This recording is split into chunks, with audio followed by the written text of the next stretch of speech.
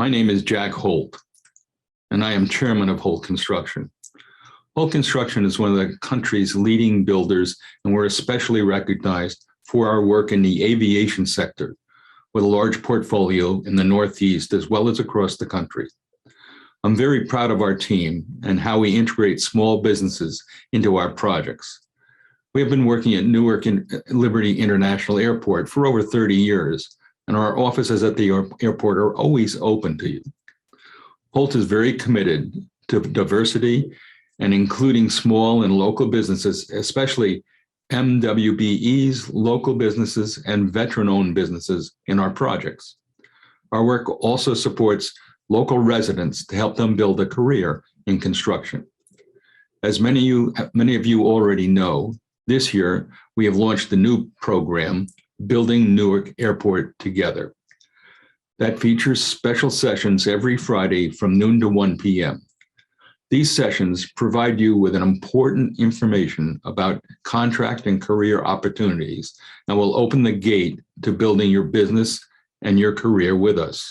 Today's program is This Project Right for Me? How do you know when a project is right for your company? Identifying the right projects for your firm requires gathering information and matching it to your capabilities, as well as the ability to win the project based on price, schedule, and a host of other factors. This session will take you through an analysis of whether this is a go or a no-go project for your company. As a business owner, you need to make smart and timely decisions about whether to bid a job or pass on it. This session will give you valuable insights into identifying opportunities that align with your vision, strategy, and skill sets. Now it's my pleasure to welcome your program host, Alexander Parati, Holt's Director of Corporate Initiatives and Strategic Planning. Welcome, Alex. Thank you, Jack. I'm Alexandria Parati, and I am so pleased to serve as your program host for our Opportunity Friday series. Opportunity Fridays are important sessions that will introduce you to what you need to know about working with Holt Construction, as well as the specific contract packages that are available for bidding on Newark's new Terminal A. We also want local residents to learn more about how they can work in the construction industries with Holt, as well as on our projects. As an organization, Holt Construction is truly committed to building Newark Airport together. Each of our Opportunity Friday sessions are devoted to specific topics and include an opportunity for live questions and answers. At the end of each information session, we will review direct contract opportunities that you may be interested in bidding once you have pre-qualified with us. So let's get started with today's session. Is this project right for me?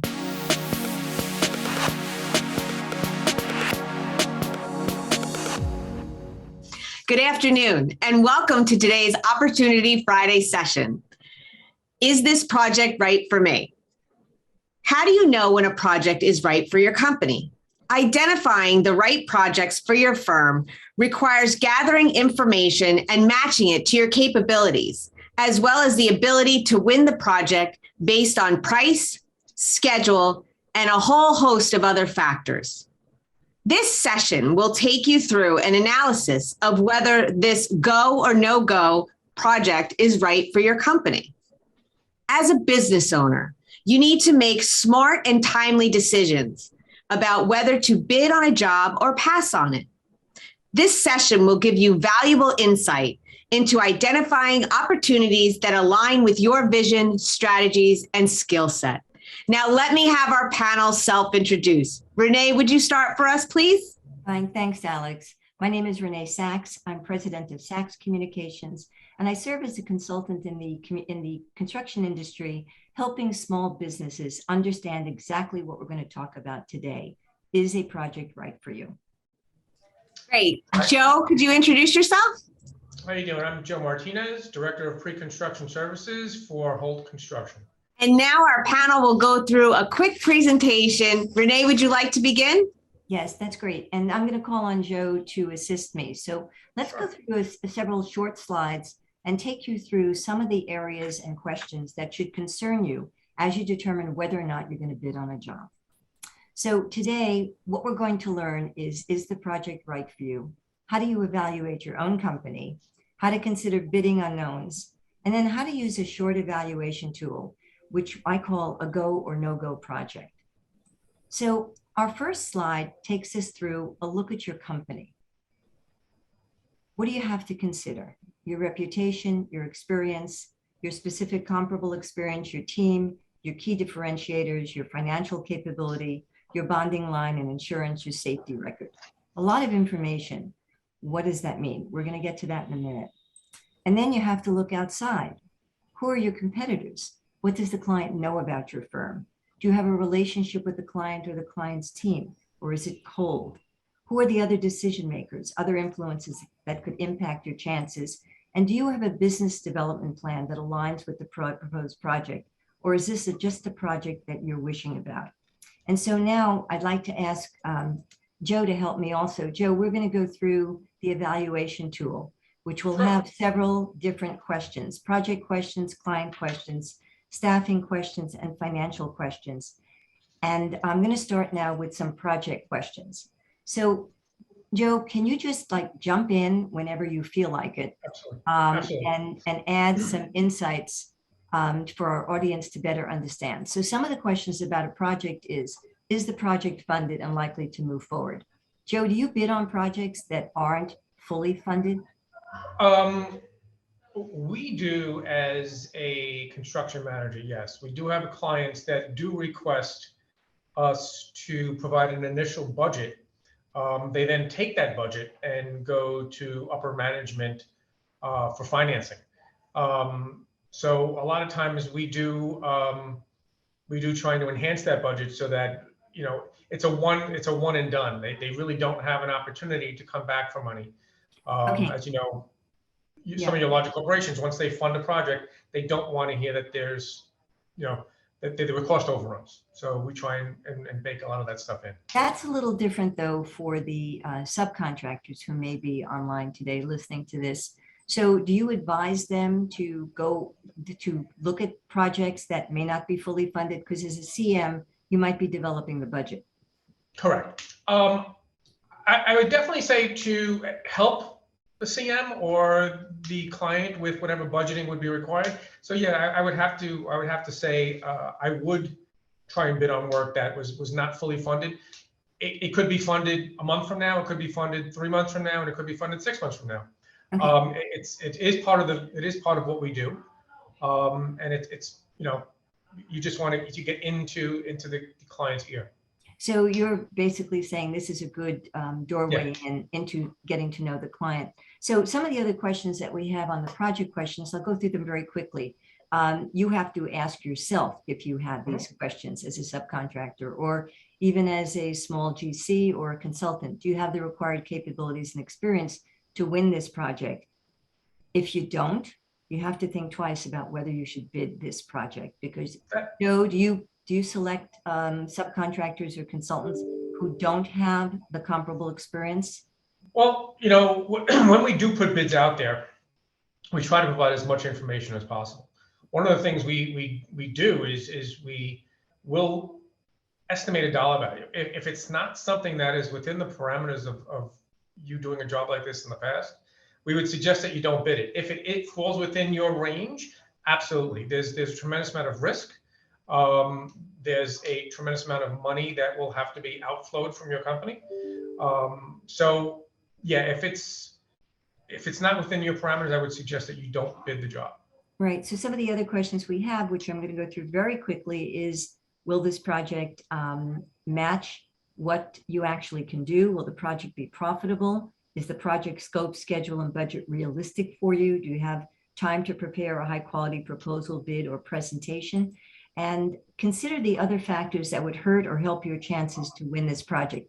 So Joe, just on some of the questions really affecting a project, you really, as your team, as you look at your own team at Holt, when you decide whether you're going to go forward, you gather as much information as possible, right? And absolutely correct. How do you do that? How do you do that? Well, it's, you know, we say it's a checklist. It's probably a checklist that's baked inside our head. We could probably formalize it, but there are a number of factors that we go through just to select whether or not we're going to go after a bid. I'll go through them. One is manpower. What is our current manpower situation? Is it something that we have enough manpower to do at the particular time? The next would then be schedule, that they coincide. If it's something that we're looking for, maybe a third or fourth quarter project that would fit into something that we're doing, or that we need rather, we would definitely go after the job. If it's something that's happening now and we can't man the job properly, I'd rather not lose a client or perform poorly and maybe pass on this particular project. One is bonding. I think that's something you mentioned earlier. What is your bonding capacity? Are you at your max? These things have to be looked at. Also, what are your internal resources? Do you have the estimating capabilities to price this? Do you have the purchasing capabilities? Do you have the project management capabilities? So there are quite a few factors that go into the whole go, no-go process. Okay, I'm going to go on to the next category of questions, which is really questions about the client. And so I'll try to go through them, and then I'm going to come back to Joe again, because I think Joe offers really practical advice. You don't bid on every project. You really need to consider a lot of different factors. So Joe spoke about the project factors. Now there's some client issue. Does the client understand your role and view it as an important part of the project? Or is this a smaller project and the client may not get to know you? Can you compete against your competition? And that's an interesting question. Do you even know who your competition is? Is the project located near your office, or will it be larger enough to establish an office near the project? If no, will the project personnel be stationed at the client's location? And then this one question, does the client see you as a likely winner? So Joe, just as we talk about clients and clients' perceptions, how do you gauge what a client thinks about your company? And I guess it's really for those companies that haven't had experience dealing with Holt, how would they deal with you as a cold client? You're a cold client for many of them. They're bidding on a project, a package, they have hopes, but they don't know you. What do you recommend that the individual smaller companies do to gain more industry intelligence about you? Well, yeah, I mean, it's again, it's not just submitting a bid and forgetting about the bid. Submit the bid. Obviously, if you submit a bid, you'll know who the estimator in charge of that particular bid is. Don't be afraid to reach out. Call him. Ask for feedback. I think we did this about a year ago, and we had some similar questions on a seminar. And just reach out. Call the guy. Say, hey, listen, where does my number sit? You may have made a grave error and think that your number may be a little bit too low. So then we're looking at it as you really don't know what you're doing, and we kind of throw your bid to the side. So again, it's that you need that personal touch. So I would definitely suggest calling the estimator in charge of the bid after the bid's submitted and talk to them. Yeah, and you know what? That's part of being a good business professional, because it's really hard to do that, particularly if you don't hear, which is sort of a sign of rejection, or you do hear and it's rejected. Where do you go from there? How do you position yourself to come back, introduce yourself and say, this is what I can do well. Maybe this was not right. Where do I learn? What kind of estimating assistance should I be getting? And many small companies often don't estimate properly. For assistance, I mean, we're not perfect. We need help. And that allows them to understand what jobs are coming up, what they can help us bid on. They can tell us if a job is not within their range. So. Yeah, and that gets us to our next slide, which says, have you successfully worked for this client before? And something that, we all know, if we have a good relationship with a client, is it your turn to win? Not you don't win every project, and sometimes it's given to another company. So some of the questions about the clients that we have here, is this a quality client that pays promptly? Has this client selected you previously? What is your assessment of the client?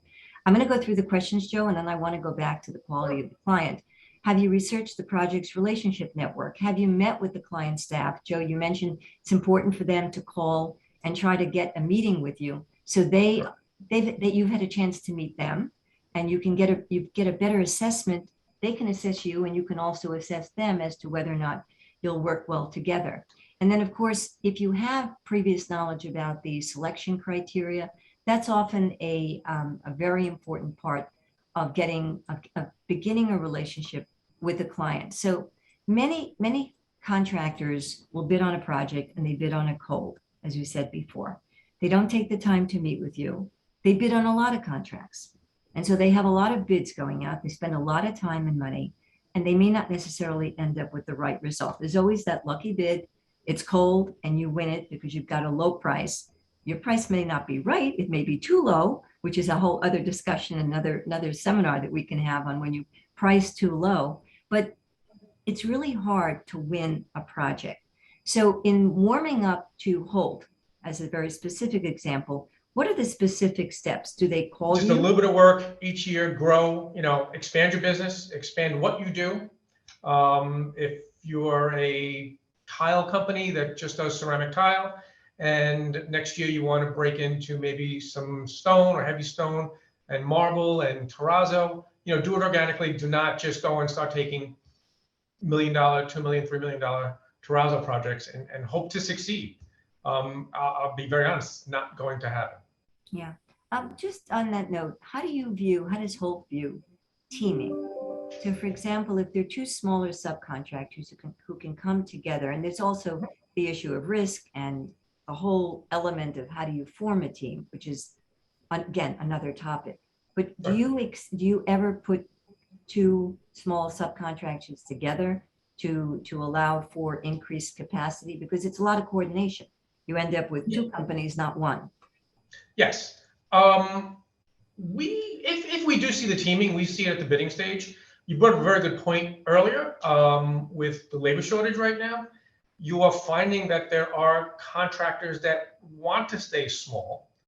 In order for them to take the larger projects, they will team with another contractor of equal size, and now they become this bigger contractor. But once this particular project is over, they go back to what they normally do. Right. So again, there's less risk on that. They share risk. One contractor may have a little bit more expertise in a particular piece of that project where the other contractor doesn't, but he can supply additional manpower. What happens at the end of the day, they both walk away. They if they're successful, they get a job, and now both contractors have that expertise. So. Yeah. And that's actually an interesting model when it can work and when there's sort of even an informal agreement in place. The last questions that we think you need to ask before you decide to bid on a project is, what's the project budget? Is it realistic? What's the estimated fee? What's your estimated profit? If you don't think you're going to make a profit on a job, Joe, we would agree you don't bid on it. We don't bid on it. Yes. You don't bid on it. You make that decision. I'm not going to make any money, so I'm not going to bid on it. Many smaller contractors, though, because they want to have that opportunity, that new relationship with a client, bid on projects that they're not going to make a substantial or even a marginal profit on. Your advice? That becomes a business decision. I would not recommend going into a project of trying to find a way to make money. You can look and make a smart business decision if you don't particularly are making, or if you don't feel that you're going to be making the margins that you think you're going to make. And you never know. You could have figured something wrong, that you found a more cost-effective way of doing something, so you increase your margin. But never go into a project negative just to make yourself whole. I cannot. That is not a good business model. There are times, and I'll be perfectly honest, if we think that a sub is too low, we've had it where he's very confident, or a sub is very confident in their number. We're not confident in the number. Out of 5 contractors or 6 contractors, everybody's at a range. One contractor is considerably low. We choose not to go to that contractor. As a CM, we don't want to get hurt, and if he in turn ends up getting hurt, it affects us. So, we try and mitigate our risk with going after guys that are just sometimes too low, and don't listen to us. We'll call you and say, you might have missed something. But no, there has to be a profit margin set into the project. Yeah. So one of the other questions that a subcontractor, any contractor or consultant needs to ask is, do you have the insurance and bonding to do this project? And if you don't, if you do, fine, you can check that off. But if you don't, what kind of guidance do you give to these smaller contractors? Because they're probably, in all likelihood, unless someone is going to gift them a bond and an insurance policy, they're not going to be qualified to get the job. So what do they do? How do they grow their firms in light of the fact that sometimes a project such as the ones that Holt is offering may not be exactly right at this time? What kind of, what would you give to somebody who is, even some of them are older firms, but some firms just don't have the bonding and insurance capability? Yeah, listen, it becomes a matter of just not biting off more than you can chew. It really is that simple. My suggestion is, if you don't have the bonding capacity right now, take a step back, put it in your business plan for the next year and a half, grow your business, talk to suretors, see what you have to do to gain that bonding capacity, and go from that point. With respect to insurance, you can always buy a rider. You have to see if it's cost effective, if it still makes you competitive. Yeah, I mean, I wouldn't, especially on a bonded job, I wouldn't take if something that you cannot do or haven't done before and then proceed on a bonded job. It's putting the company at risk, and I don't think it would be it's not advantageous to a subcontractor. Yeah, there's so many factors that you have to consider before you go and bid on a job, including the cost of the presentation. How much time, energy, and effort do you have to have?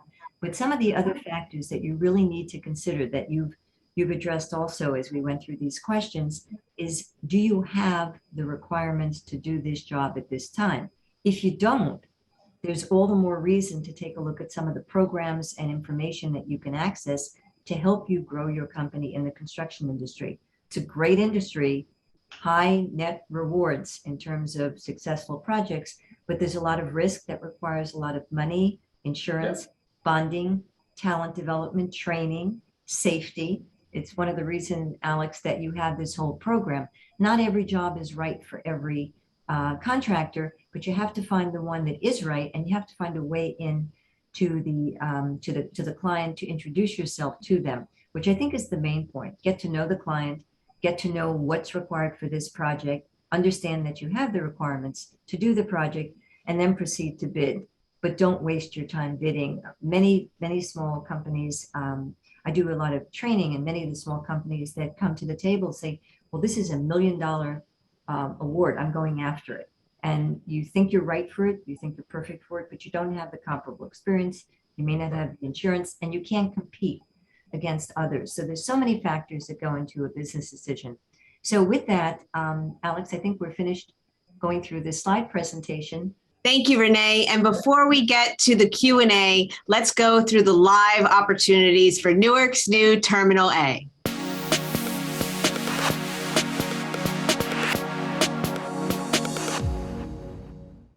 Good afternoon, everyone, and thank you for joining us. So let's get through a couple of our current opportunities for Newark's Terminal A. Project number 1 is due to release for bidding Q1 of 2022. Project number 1 is a 60,000 square foot ground up construction with an interiors package. This is a large project.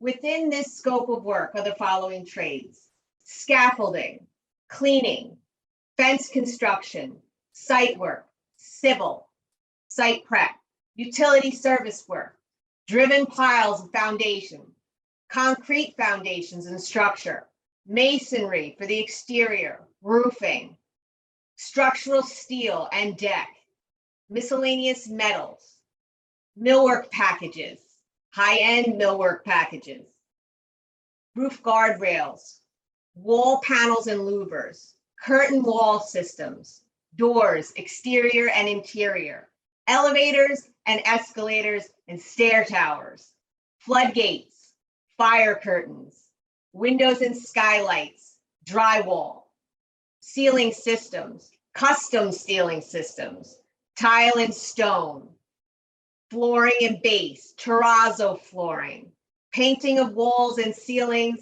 and wall coverings, elevators, elevator service, sprinklers, plumbing work, HVAC, electrical and fire alarm, substation equipment, soil export, and truck hauling.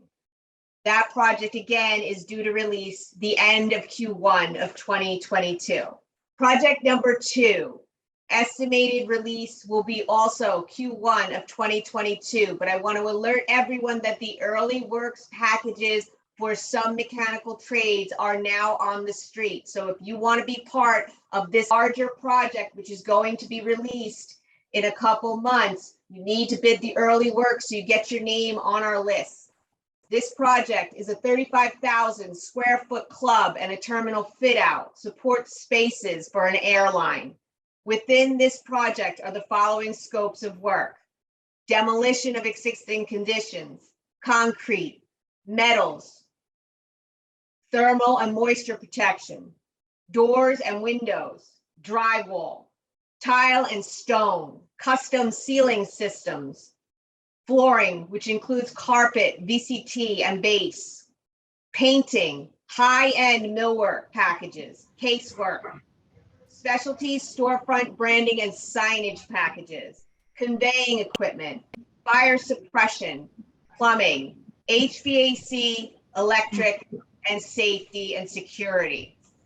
The next project is currently out for bid. This is project number 5. I want to remind everyone, all of these projects are on our website for outreach for Newark's new Terminal A. We'll have our consultant put that into the chat for all of you so you could check these in real time. I do tend to go a little fast, so you can always go back to our website and see them yourself. Project 5 is a small project. If you're looking to get into the airport, if you want to start on a smaller project, this one is perfect for you. This is project 5. It is released this week. So make sure you get your pre-qualifications in and approved with Holt Construction. For that building link, make sure you send an email to ewrta@holtcc.com. We'll also put that in the chat. Just send us an email. One of our representatives will pick that up and send you out the link for the pre-qualification package, as well as all the requirements, so you have them up front. And if you have any questions, make sure you ask us. We understand that pre-qual could be a little mystifying for people, but we also have a session where we go through line by line our pre-qual. That's also on our website. So you can go back to that previous session and watch that, and that will definitely help you. Project 5, smaller project. Within this scope of work, it is a 2,400 square foot concession space within Terminal A. In here, we have metals, we have drywall and ceilings, we have tile and stone, we have flooring, we have painting, finishes, specialty storefronts and signage, millwork, fire suppression, plumbing, HVAC, electric, and electronic safety and security. The next project is project 9, listed on our website. It is a 7,300 square foot airline lounge. This project is going to be released either this week or next week. So make sure your pre-quals are all in. Within this club are the following trades: steel, carpentry, millwork, which includes custom millwork and casework, toilet partitions, flooring, including carpet, tile, and resilient flooring, signage and graphics, glass, plumbing, electric, fire alarm, and sprinkler. The last project, which is due to release now, project number 10. These are support spaces for an airline, 6,100 square foot project. Within this project are the following trades: concrete and masonry, flood barriers, carpentry, millwork, including casework, toilet partitions, flooring, including carpet, tile, and resilient flooring and base, signage and graphics, painting, plumbing, mechanical, electric, fire alarm, and sprinkler. Please make sure that you check our website. If I did go a little too fast for you, you could see all of these opportunities on our site. You could see the bid dates, everything is there. So now let's get to our panel. Let me welcome back Dr. Renee Sachs of Sachs Communications and Joe Martinez, Holt Construction's Director of Pre-Construction Services. Welcome, everyone. Thank you so much for joining us today. Great, thank you, Alex. Thanks, Alex. So the first question is, how do I find out who my competition is when considering whether or not to make a bid? So Joe, I know that as Holt is, we always want to know who we're bidding against, so we know what we're going to be up against. If a sub wants to know, I know that we don't get that granular and we don't say exactly who, but will you give them a hint if they want to know if there's 1,000 bidders and it's, how does that work, Joe? Yeah. It's competitive bidding. So we tend not to tell contractors who they're bidding against. It's a small industry. Newark is a lot of work in a very small area. So without a lot of work, any contractor can really find out who he's bidding against. We will tell them that they are contractors of the same level, put it that way. We tend not to tell them you're bidding against, Mike Tile or Mike Electric, or, we tend not to do this. It's unfair. It's unfair to the competitors. But when we do go out to bid, I'll be honest, we don't put a small guy to bid a big job. We try not to. And we don't take a guy a contractor who is used to doing $10, $15, $20 million jobs and let him, bid a $100,000 job. We level off the playing field. So. Right. Because I think it goes for, if you are in a bidding pool, and Holt has been in a bidding pool with, a lot of other contractors, and, it's if you don't run the race, you can't win it. So there's that too. So you always, you don't know, even if there is a lot of bidders on a project, you don't want to not bid because you could be the low bidder. So you're kind of, excluding yourself before you even try, right? Correct. From a subcontractor perspective, they kind of know who's bidding the job, right? They go to suppliers. It's very easy for them to find out who their competition is. It's actually a little bit, sometimes it's more difficult for us, but to find out who we're competing against, but it's very easy for them. It's not that difficult. Okay. The next question, 1 second. If I bid on a project and I'm rejected, can I get feedback from Holt so I can do some things differently next time? Joe, you want to field that one? If a sub is disqualified or they're rejected, will you guys talk to them? Absolutely. I think we talked about that earlier with Renee and I. And one of the things we said is please contact the estimator. There are times where if we find out that your bid has been rejected, hey, call them up, find out why. Was it a low bid? Was it an excessively high bid? Did we not feel that you covered the scope properly? Any type of feedback, give us a call. Again, I try to reiterate this. My years in the business 30 years ago, everything was a phone call. And you got to have that personal relationship with estimators and contractors. And, I hate to see that going away right now, but just a phone call, again, could have made a small mistake. And let's not let it happen the next time, because you could be the right guy, the right contractor for that particular scope of work. Right. And Joe, just to follow up on that, if a subcontractor was disqualified from a job or their bid was rejected, can they still keep bidding on other projects with Holt? Absolutely. Listen, we bid on thousands of jobs for, let's say, the Port Authority or airlines. We don't win every one. We don't pack up our bags and go away. We are consistent. It's a client relationship. Out of the success rate in bidding is not very high. I think if a contractor does anywhere between 10 and 15% win ratio, that's good. So just think about that. Think about that holistically. How many bids you have to do to be successful? We do it. So yeah, if you're not successful in the first one, by all means, do not stop bidding. You're going to hit that one job. You're going to start to become familiar on what we're looking for, and then your success rate goes up.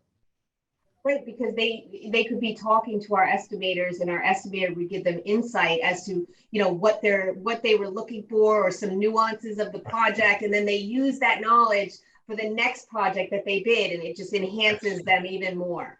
Yes. Renee, the next question is for you.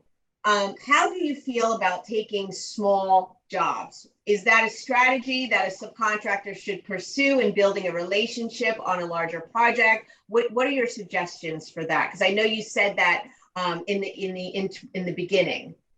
Yeah, you know, so nobody really wants a small project, because a small project is a low revenue project, but it is a first step in building a relationship with a larger client that you may not have a relationship with, and then getting the next project and the next project.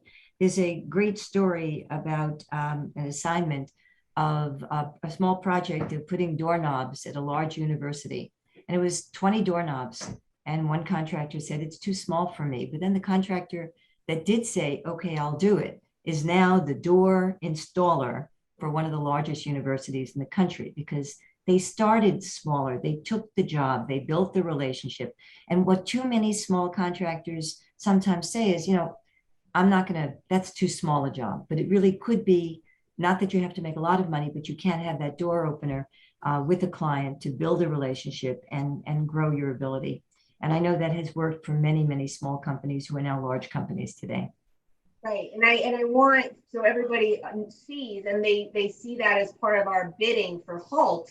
You could see projects that are 60,000 square foot, you know, ground up construction, but then you see the little 1,500 square foot. So Holt follows the same model. I mean, we do $350 million terminal projects in JFK, but you know, around the corner in Manhattan, we're not ashamed to do a bathroom or a corridor in Manhattan. So we are client driven. So wherever our clients need us, that's what we ask. So when we're looking at those kinds of things, and if I'm sending out smaller bids and you're a bigger company, send those smaller bids in. It just gets you face time. If you're a smaller company and that job is too big for you, send us an email to the EWRTA email, and we can put you in contact with another bigger subcontractor and maybe pair you up for something bigger in the future. Holt doesn't get involved in those agreements between a larger sub and a smaller sub, but we will make those introductions for you so you know them. If you're a supplier and you're local, or you're out of town or whatever, and you want to touch base with one of our suppliers, shoot us an email and we will make those contacts with them. Just to expand on that one, you know, it's also about building relationships. I think, like Renee said, it's, you know, but it's a feeling out process, right? You know, I'd rather, before we commit to any contractor for a large bid, there's a feeling out process, and you know, we have to see if we work, if our relationship mends. A lot of times, sometimes it doesn't. You know, there's different philosophies, and I'd rather not get involved with a contractor that I'm involved with a $10 million job on, when we really didn't see eye to eye on a $250,000 job. So it's, you know, that plays a lot into it too, and that goes back to relationships and talking to the estimators.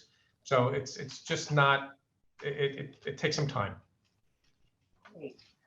Next question. What do I do when I don't have the qualifications for a specific project? For example, insufficient insurance, low on mobilization money. How do I continue to build a relationship with Holt for other projects? So I could start by answering that. So that would be part of your pre-qualification. As a lot of people have come to see from Holt, that if you are rejected in pre-qual, or if there's a financial concern, or if you don't have the insurance requirements, we will sit with you. We will talk to you. Our controller will talk to you about your finances. I will talk to you personally, and we'll see how we can work around that or get that fixed. See if you can get, you know, special products that can help enhance your financial capability. So we will talk to you about that. We're not ever going to just say goodbye to you. I'm never going to tell you goodbye. I am here. You guys all have how to get a hold of me. I am on that EWRTA email. I see it as all of it comes in. So I am always here to help you. So if you have any problems with pre-qual, just make sure you ask us because we are here to help. We want you to succeed because as a contractor, Holt is only as strong as our subcontractor base. So as much as you guys need me, I need you. So please make sure any questions, come see us, send us an email. No question is too small, no question is too big. Just ask it. We're not afraid to help you. Let's see, next question. I think I have enough experience to bid on a project, but should I come in and meet with Holt beforehand and have them help me evaluate my capacity? So Joe, for our estimating group, because our offices are located on Freely-Heisen Avenue in Newark, we've been there for 30 years. Our estimating group is there. All of our project managers are there. All of our project accountants, our whole operation for New Jersey is there. Joe, would you suggest them setting up a face-to-face meeting with our estimating team as well as our operational group to just say hi? Absolutely. I mean, we've said it. We've beaten that horse to death. I think it's absolutely advantageous for them to have that face. That we need a face behind the voice. Again, this day and age, everything is done by email or by phone. Even now with the with Zoom and Teams and all these everything, that's the only time we're getting to see contractors. So yeah, I mean, anytime we can get FaceTime is absolutely helps the contractor. Joe, Alex, I have a question. How should the contractor prepare to meet with Holt? Do you give them 30 minutes? Do you want a PowerPoint? Do you want just a chat? How can they prepare so they're on point in terms of presenting to you? I don't think a PowerPoint is necessary. I think we just need to see who the people are. It is nice to have ownership there. That helps. But it can be very, very informal. There's really no need for, unless they do something very special that we don't know about. But it's just a simple, we just need a face behind the. Should they be pre-qualified before they make that meeting? Oh yeah. That I'll defer to Alex because that's her little pet peeve with a lot of contractors. Yeah, we want you to pre-qualify because the issue that we have is if you're not pre-qualified with us and you're not approved in your pre-qualification, I can't write you a contract. So even if you are the low bidder on that package, I cannot award you that work. So I really want you all to pre-qualify, get approved with your pre-qualification. That's why we're pushing it so hard because our system has a block on it that I cannot write you a subcontract unless you're pre-qualified. So there's that. So just make sure that you send us that email at ewrta@holtcc.com and we'll get you that pre-qualification package. The next question, does Holt Construction build on federally funded projects? If so, do you have an internal compliance team to oversee the Davis-Bacon Section 3 and workforce goals? So I will answer that one, Joe, because Joe is scratching his head. So yes. So what we would do if we have built on federally funded projects, many before, what we do is we hire a consulting firm to handle that for us. So if you are a consulting firm, none of our current offerings are on federally funded projects, but we could have one in another market. JFK was a heavy compliance piece. We did hire an outside consultant for that project. So we are definitely open to that on the projects that require it. Let's see the next question. Okay. Joe, I think we both can kind of answer this one. With most projects bidding today, the subcontractors are not seeing a job schedule until after they have submitted their proposal. How can small firms judge their manpower before submitting their proposal to determine if they should even pursue the bid? So I know that a lot of our bids will have a schedule included, the schedule that we give you, because we always follow the rule of means and methods. So I am never going to tell an electrician it is going to take you 6 months to do your scope of work. I need the electrician to tell me how long it's going to take him to do the scope of work. What I will give you is the project starts here and ends here. And then you tell me what you need in the middle to do your work. Joe, did I get everything, or do you want to add on to anything else? You hit the nail on the head. I mean, I get you, it's a perfect answer. But I think what they're looking for is exactly what you said at the end, is when is this starting? Is this a third quarter job? Is this a second quarter job? They'll look at their current workflow and say that, you know what, I really can't man this job if it's happening the second quarter of 2022 or the third quarter of 2022. That feedback we need too, because I don't want to use a contractor that cannot man our job when it's supposed to happen. And then find out that we get awarded the job, we use that particular contractor's costing, and find out he can't man the job. So that's a no-no. But I think that's what they're looking for, is more of when is the job happening, as opposed to, and the duration, right? Is it a 10-week job, 15-week job, as opposed to physically, getting a schedule in. On the lump sum jobs, we don't really have the time. On the CM type jobs, we do try and put a very high level schedule together so that they can see where they stand. So hopefully that answers it. That does. The last question for this rainy Friday. Actually, no, one more popped up. Yeah, I was just kidding.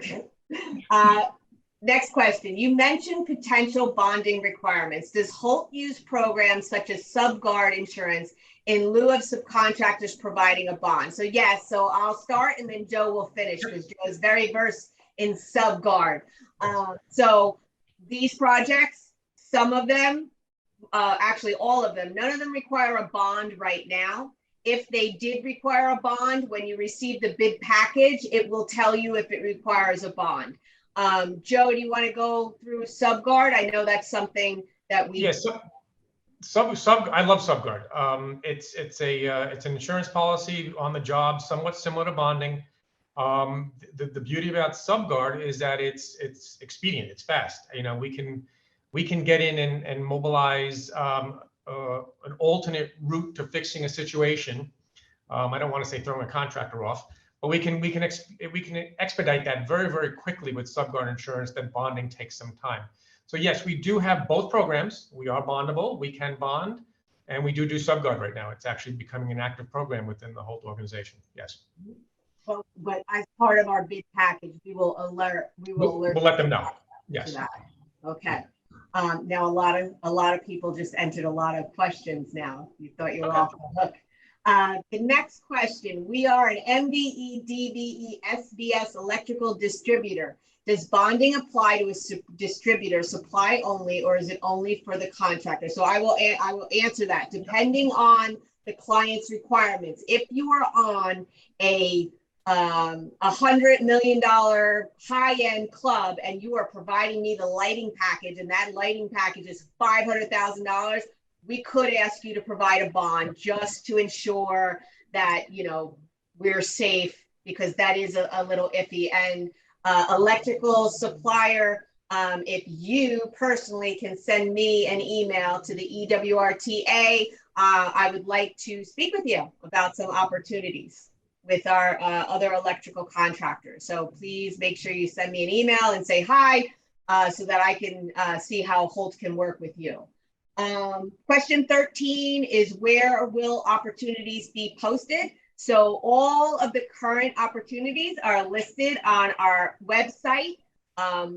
Holt also, so not to just say for Newark, so only our Newark opportunities are listed on the website, which is diversityagenda.com I always have trouble with that word, /EWRTA. You just go there and see opportunities, click on that tab, and down they will come and you'll see them all. The ones that are closed are marked as closed, and the ones that are open are there. Also, Holt has many, many more opportunities in Philadelphia, in Boston, in New York City, at JFK, LaGuardia, We're a national company, so anywhere you want to work, if you are pre-qualified and approved and you want to work in that area, we will pull you into those bids as well. So that the website is just for Newark, but you will also be pulled into other opportunities in the tri-state area and beyond. Wherever you want to work, we want to work with you. Now, last question. This is definitely the last question, Joe. I see you. Okay. No, it's okay. I'm good. How does a small subcontractor find out about the project budgets prior to submitting a bid to determine if the project would be a realistic one for them? So I know we don't post budgets per se, but if someone had a question like, so project one is a 60,000 square foot ground up.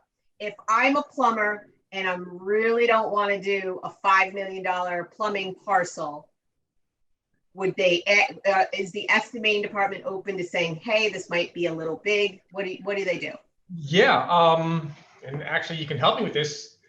Recently in our pre-qual process, we're looking to take subs and kind of classify them as to what they can handle so that we don't waste people's time.